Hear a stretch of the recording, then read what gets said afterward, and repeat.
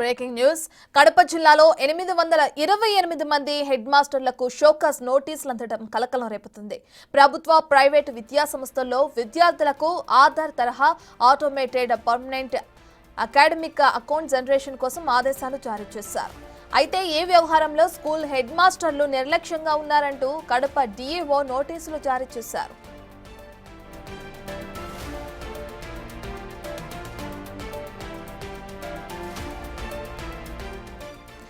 వైఎస్ఆర్ జిల్లాలో సుమారు 3080 మంది ప్రభుత్వ ప్రైవేటు పాఠశాలల్లో చదివే విద్యార్థుల వివరాలు సరిగా లేవని, దీంతో వారికి ప్రభుత్వ సంక్షేమ ఫలాలు అందటంలో ఇబ్బంది కలుగుతోందంటున్నారు అధికారులు. అందుకే అపార ప్రక్రియ తక్షణమే పూర్తి చేయాలన్న కారణంతోనే షోకాస్ నోటీసులు ఇచ్చామంటున్నారు. సుమారు 500 మందికి షోకాస్ నోటీసులు మెయిల్ చేశామని, 300కు పైగా ప్రైవేట్ హెడ్ మాస్టర్లు ఉన్నాయంటున్నారు. అది ఈపీజీపీలు చేయలేదు అన్నది, స్కూల్స్ పెండింగ్ వర్క్ ఉన్నదన్నమాట.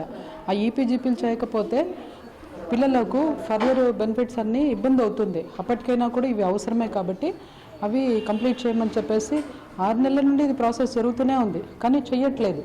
చేయని వాళ్ళందరికీ మెయిల్లో పెట్టాం అంతే. ఇది షోకాజ్ నోటీస్ ఇస్తాము అని చెప్పి పెట్టాం. ఎవరికేమీ సర్వ్ చేయలేదు. ఇది ఎందుకోసం చేస్తామంటే కనీసం దీనివల్లన్నా అలర్ట్ అవుతారు, పని చేస్తారు, అయిపోతుంది పని అన్నది. ఎందుకంటే ఇంకా ఫర్దర్ అంతా బెనిఫిట్స్ చాలా వచ్చే ఉన్నాయి గవర్నమెంట్ నుండి పిల్లలకు, ముఖ్యంగా అమ్మ దీవెన. దానికి విద్యార్థుల మొత్తము 825 మందికి ఇచ్చామని చెప్తున్నారు కదా, కానీ 350 స్కూల్స్, 500 స్కూల్స్ చిల్లరగా ఉన్నాయి.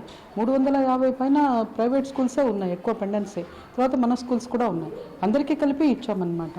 అది కూడా మేమేమి బెదిరింపుగా వాళ్ళ మీద అదేంటి యాక్షన్ తీసుకోవాలన్న ఆలోచన ఏమీ లేదండి. ఇది ఊరికే మనం ఇనిషియేట్ చేయటానికి, అలర్ట్ చేయటానికి ఇచ్చామంతే. నిన్న మెయిల్లో పెట్టామంటే ఈ విషయంలో ప్రభుత్వ తీరుపై ఉపాధ్యాయ వర్గాల్లో వ్యతిరేకత వ్యక్తమవుతున్న నేపథ్యంలో గ్రాడ్యుయేట్ ఎమ్మెల్సీ రామ్ గోపాల్ రెడ్డి స్వయంగా డీఈఓను కలిశారు. షోకాజ్ నోటీసులు ఇవ్వద్దని కోరారు. డీఈఓ అవగాహన లేకుండా షోకాజ్ నోటీసులు ఇచ్చారని, ఉపాధ్యాయులు ఎవరూ ఆందోళన చెందొద్దని భరోసా ఇచ్చారు. పుట్టిన తేదీ ఉండే రిజిస్టర్లో ఒక రకంగా కొంతమంది నమోదు చేశారు. తర్వాత ఆధార్లో ఒక రకమైన పుట్టిన తేదీ నమోదు కావడంతో ఇక్కడ సమస్య రావడం జరుగుతుంది. అంటే రికార్డులలో ఉన్న పుట్టిన తేదీ కానీ ఆధార్లో ఒకటే ఉండాల్సిన అవసరం ఉంది ఇక్కడ. రేపు పిల్లల భవిష్యత్తు దృష్ట్యా కానీ, లేకుంటే వాళ్ళు భవిష్యత్తులో ఉన్నతోద్యోగాలకు సంపాదించాలని కూడా. దీనికి ఆధార్లో ఉన్న డేట్ ఆఫ్ బర్త్ను సవరించాలంటే మళ్ళీ వాళ్ళు దానిని ఆధార్ కేంద్రానికి పోయి వాటిని సవరించుకోవాల్సింది. ఆధార్ కేంద్రానికి సవరించుకోవాలంటే వాటిని నోటరీ చేయాల్సింది, ఇతర అనేక పత్రాలను సమర్పించాల్సి ఉంటుంది. దానికి ఆధార్లో ఉండే డేట్ ఆఫ్ బర్త్ మారిపోవాలంటే 1 రోజు నుంచి దాదాపు 90 రోజుల వరకు సమయం దాంట్లో ఉంది. ఆధార్కు సంబంధించిన ఏదైనా సమాచారం, ఇది డేట్ ఆఫ్ బర్త్ కానీ, లేకుంటే పేర్లు ఏదైనా తప్పు పడినా, లేకుంటే స్పెల్లింగ్ తప్పు పడినా కూడా వీటన్నిటిని కూడా సవరించుకోవాలంటే 90 రోజుల గడువు ఉంది.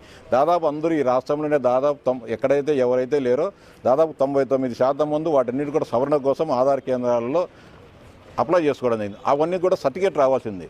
దీంట్లో పిల్లల తల్లిదండ్రులు చేసేదేమీ లేదు, లేకపోతే ఉపాధ్యాయులు కానీ చేసేదేమీ లేదు. కానీ డీఈఓ గారు కొంత అవగాహన సరిగా లేకపోవడం, లేకపోతే ఎవరు చెప్పారేమో కానీ రాష్ట్రంలో ఏ డీఈఓ ఏ జిల్లాలో కూడా ఏ విద్యాశాఖ అధికారులు చేయని విధంగా 829 మంది ప్రధాన ఉపాధ్యాయులకు మీ మీద ఎందుకు కానీ చర్యలు తీసుకోకూడదో 3 రోజుల లోపల సమాధానం చెప్పాలని చెప్పి నేను అందరికీ కూడా నోటీసులు జారీ చేసే ప్రయత్నం చేయడం జరిగింది.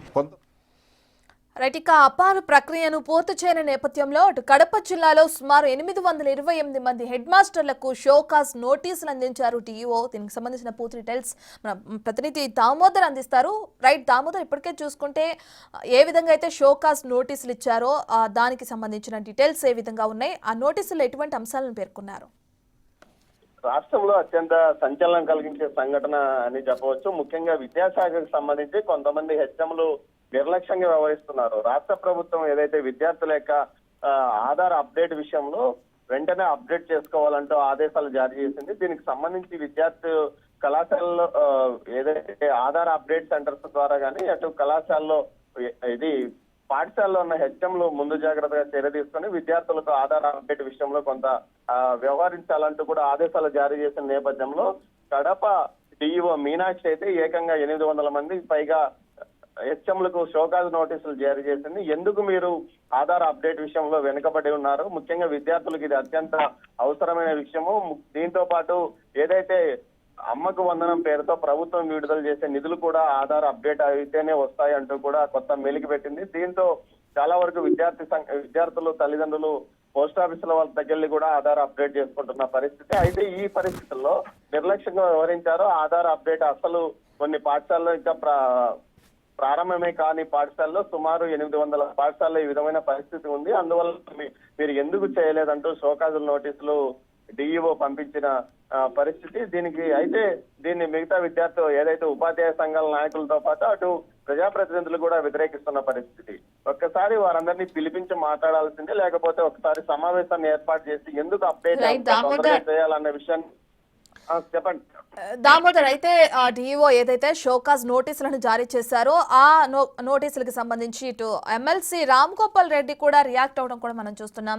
అవగాహన లేకుండా ఈ విధంగా నోటీసులు ఇచ్చారని చెప్పి కూడా ఆయన అంటున్నారు. ఎవరు ఆందోళన చెందొద్దని ఒక భరోసా కూడా ఇవ్వటం మనం చూస్తున్నాం. దాన్ని ఎలా చూడొచ్చుంటారు? అంటే ఒక డిఈఓ ప్లేస్ లో ఉన్న ఆవిడ నోటీసులు ఇవ్వటం అంటే ఆ పని సక్రమంగా జరగడం కోసమే నేను నోటీసులు అనేవి ఇచ్చాను, ఇందులో భయపడాల్సిన అవసరం లేదని ఆవిడ కూడా క్లారిటీ ఇచ్చారు. సో ఈయన ఇప్పుడు ఇలా మాట్లాడడాన్ని ఎలా చూడొచ్చుంటారు?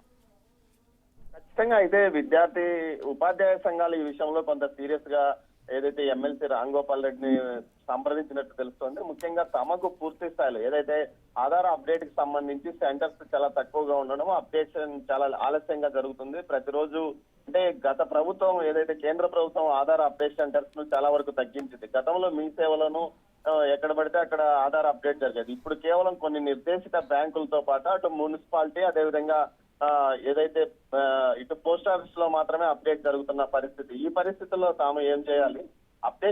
అప్డేషన్ సెంటర్స్ ఎక్కువగా ఉంటే ఇలాంటి పరిస్థితి ఎదురయ్యేది కాదు. ప్రతిరోజు నిర్ణీతంగా కొంతమందికి మాత్రమే అప్డేట్ చేసే అవకాశం ఉంది. ఆ సర్వర్ బిజీగా ఉండడం ఇతరత్ర కారణాల వల్ల ఇలాంటి పరిస్థితుల్లో తాము అత్యంత వేగంగా ఆ పని ఎలా పూర్తి చేయగలము? దీనికి సంబంధించి కొంత గ్రామీణ ప్రాంతాల్లో మరింత ఇబ్బందికరంగా ఉంది. అయితే ఈ విషయంలో ఈ విషయాలన్నీ పట్టించుకోకుండా డిఈఓ తమకు ఏకంగా షోకాజ్ నోటీసులు ఇవ్వడం ఎంతవరకు సమంజసమని, ఈ విషయంలో తమకు తగిన న్యాయం చేయాలంటూ ఎంఈఓను ఏదైతే ఎమ్మెల్సీని మొత్తం ఇటు ఉపాధ్యాయ సంఘ నాయకులు ఉపాధ్యాయులు రిక్వెస్ట్ చేయడంతోనే ఆయన ఈ విషయం మీద ప్రశ్నించినట్టు తెలుస్తుంది. మొత్తం మీద అయితే ఇది కమ్యూనికేషన్ గ్యాప్ వల్ల ఈ విధంగా జరిగిందని ఏదైతే అటు డిఈఓ కార్యాలయ సిబ్బంది అంటున్నారు. Right, thank you Damodar.